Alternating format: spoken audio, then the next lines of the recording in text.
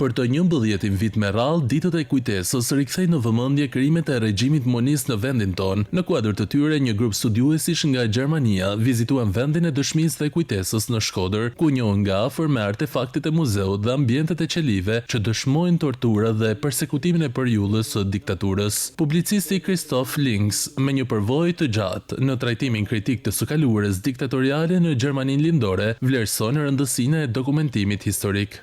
Me rënien e diktaturës komuniste, pas viteve 90, nisi një proces rrënjësor transformimi i ekonomisë, dhe kjo shtoi interesin për të ditur më shumë rreth të shkuarës moniste. Ky muze në Shkodër bart shumë vlera në këtë aspekt. Mendoj se është shumë e rëndësishme dokumentimi i të kaluarës, në mënyrë që edhe brezi i ri të jetë në dieni për të.